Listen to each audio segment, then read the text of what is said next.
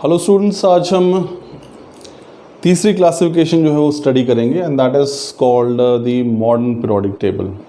अगर हम शुरू से बात करें तो सबसे पहले जो है वो डबराइनर का त्रिक का नियम जो है वो आया था, लॉ ऑफ ट्राइड जिसको कहते हैं। उसके बाद नई क्लासिफिकेशन, उसमें जो कमी रही उसको दूर करने का प्रयास किया न्यूलैंड्स ने, और उन्होंने एक नया classification the that is called Newlands law of octaves.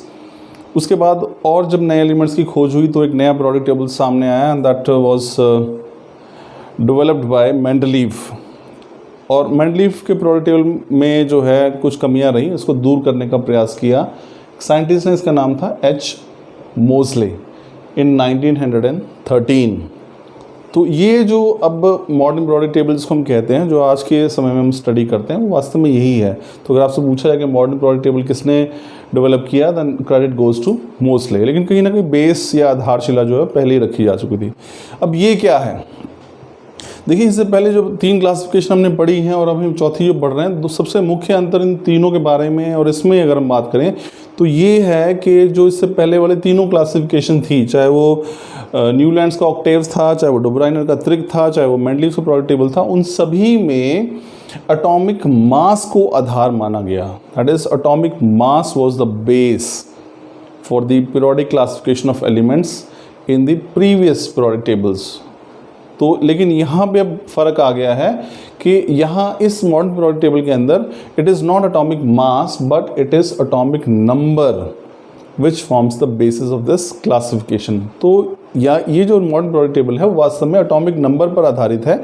इससे पहले वाले तीनों जो पीरियोडिक टेबल थे वो एटॉमिक मास पर आधारित थे। अब देखिए क्या है जो मॉडर्न पीरियोडिक टेबल है, that is based on modern periodic law. Now what modern periodic law says, it says that physical and chemical properties are periodic functions of their atomic numbers. यानी कि यदि हम एलिमेंट्स को उनके बढ़ते परमाणु संख्या के आधार पर, एटॉमिक नंबर के आधार पर अगर बढ़ते क्रम में लगाएं तो उनकी केमिकल और फिजिकल प्रॉपर्टीज जो है निश्चित अंतराल के बाद रिपीट होती हैं।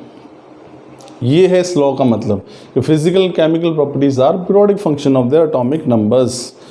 अब इसके अंदर अगर हम बात करें तो देखिए मैंने बनाने की कोशिश की है, आई एम श्योर कि यहाँ से मैं समझाने का प्रयास करूँगा आपको। ये पूरा मॉडर्न पीरियोडिक टेबल है। इस पीरियोडिक टेबल के अंदर देयर आर 18 वर्टिकल कॉलम्स। इसमें 18 जो है वर्टिकल कॉलम्स हैं, यानी कि ऊपर से नीचे अगर हम बात करें तो टोटल 18 हैं, जिनको हम क्या कहते हैं, ग्रुप्स कहते हैं। आप देख सकते हैं ये ऊपर से नीचे अगर हम बात करें, ये पहला वर्टिकल कॉलम हो गया, दूसरा मैंने संख्या लिखी है, ये तीसरा, चौथा, पांचवा, और 3 से लेकर 12 तक यहाँ है, फिर 13 से लेकर 18 तक ये है। तो कुल मिलाकर इस जो मॉडर्न पीरियोडिक टेबल है इसके अंदर 18 वर्टिकल कॉलम्स हैं and these are numbered as 1 to 18। समझ में आ रहा है? ठीक है। अब दूसरी बात करते हैं हम हॉरिजॉन्टल रोज की, यानी कि हम लेफ्ट टू राइट मूव करें तो टोटल यहाँ पे 7 हॉरिजॉन्टल रोज हैं। ये पहली, ये दूसरी, ये तीसरी, ये चौथी, ये पांचवी, ये छठी और सातवीं, तो 7 रोज हैं टोटल। तो ध्यान रखिए स्टूडेंट्स के मॉडर्न पीरियोडिक टेबल के अंदर there are 18 vertical columns called groups and 7 horizontal rows called periods. अब आप देखेंगे यहाँ पे हमने जो है ये बीच में ये 14 एलिमेंट्स की 2 लाइनें हैं। अगर मैं आपको सही बताऊँ स्टूडेंट्स तो इसको हमने यहीं बीच में से उठाया है। ये वास्तव में इसके बीच में होनी चाहिए थी, लेकिन अगर हम इसको बीच में यहाँ लगाएंगे तो इसका स्वरूप बदल जाएगा, ये काफ़ी बाहर निकल जाएगी। तो ये 14 एलिमेंट्स की, इसको हम एफ ब्लॉक एलिमेंट्स भी कहते हैं।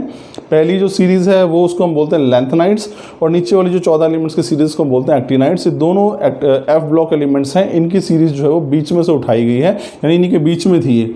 तो अगर इसको यहाँ पे लगाएंगे तो ये लाइन ऑटोमेटिकली यहाँ से बाहर निकल जाएगी, तो हमारे पीरियोडिक टेबल का स्वरूप बदल जाता है। तो उसको बचाने के लिए, ताकि वो सुगमता से एक ही स्थान पर आ जाए, तो एफ ब्लॉक एलिमेंट्स को नीचे रख दिया गया है। 14 एलिमेंट की ये 2 सीरीज़ हैं। तो ये हमारे पास मॉडर्न पीरियोडिक टेबल स्टूडेंट्स, इसमें हम अलग अलग प्रॉपर्टीज़ को पढ़ेंगे। तो ध्यान रखिए कि मॉडर्न पीरियोडिक टेबल के अंदर 18 वर्टिकल कॉलम्स हैं जो 1 से लेकर 18 तक लिखे गए हैं, और 7 हॉरिजॉन्टल रोज हैं जिसको हम पीरियड्स कहते हैं। तो ये हमारे पास मॉडर्न पीरियोडिक टेबल का स्वरूप है। अब इसमें एक चीज़ और देख लेते हैं हम मॉडर्न पीरियोडिक टेबल को इस आधार पर, हमने इलेक्ट्रॉनिक कॉन्फ़िगरेशन के बारे में पढ़ा है। इलेक्ट्रॉनिक कॉन्फ़िगरेशन में क्या होता है, एस ब्लॉक या तो लास्ट इलेक्ट्रॉन एस में एंटर करेगा या पी में एंटर करेगा सब शेल में, या डी में या एफ में। तो इस आधार पर कि जो लास्ट इलेक्ट्रॉन है वो कहाँ पे एंटर करता है, हम पूरे के पूरे पीरियोडिक टेबल को 4 ग्रुप्स में बांटते हैं या 4 ब्लॉक्स में बांटते हैं। तो ये सबसे पहले जो 2 हमारे पास पहला और दूसरा जो ग्रुप है इसके अंदर जितने भी एलिमेंट्स हैं, पहले और दूसरे में, पहला और दूसरा जितने भी एलिमेंट्स हैं, these are called S block elements. इनको हम एस ब्लॉक एलिमेंट्स कहते हैं। तो पहले और दूसरे ग्रुप के जो एलिमेंट्स हैं एस ब्लॉक कहलाते हैं। फिर हमारे पास जो ये 13 से लेकर आप देख रहे हैं, यहीं से ले लेते हैं। फिर 1 से 2 जो एस ब्लॉक एलिमेंट्स हैं, फिर 3 से लेकर जो 12 तक जो ग्रुप्स आ रहे हैं हमारे पास, वर्टिकल कॉलम्स हैं, इन सभी के एलिमेंट्स, यानी कि 3 से लेकर ये एलिमेंट्स कहलाते हैं। These are called D block elements. इनको हम डी ब्लॉक एलिमेंट्स कहते हैं। तो यहाँ पे लास्ट इलेक्ट्रॉन जो है पेनल्टीमेट शेल डी में आता है, इसके अंदर लास्ट इलेक्ट्रॉन जो एस में आता है। अब बच गए यहाँ 13 से लेकर 18 तक। तो ये जो एलिमेंट्स हैं जो ग्रुप 13 से लेकर ग्रुप 18 तक आते हैं, इसको हम बोलते हैं these are called P block elements. इनको हम पी ब्लॉक एलिमेंट्स कहते हैं। और लास्ट में ये 14 एलिमेंट्स की जो है 2 रो बच गई हैं, इसको हम बोलते हैं these are called F block elements. तो ध्यान रखिए, हमारे पास जितना पूरा का पूरा पीरियोडिक टेबल है उसको 4 ब्लॉक्स में बांटा जा सकता है। जो एलिमेंट्स हैं पहले और दूसरे समूह के, उनको एस ब्लॉक बोलते हैं एलिमेंट्स। 3 से लेकर 12 तक जो हमारे पास कॉलम्स बन रहे हैं, इसके एलिमेंट्स को हम डी ब्लॉक एलिमेंट्स कहते हैं। 13 से लेकर 18 तक जो हैं वो सारे पी ब्लॉक एलिमेंट्स कहलाते हैं। और नीचे जो 14 एलिमेंट्स की दो रोज हैं, इनको हम एफ ब्लॉक एलिमेंट्स कहते हैं। तो स्टूडेंट, ये हमारे पास था modern periodic table. I am sure आपको समझ में आया होगा। Thank you.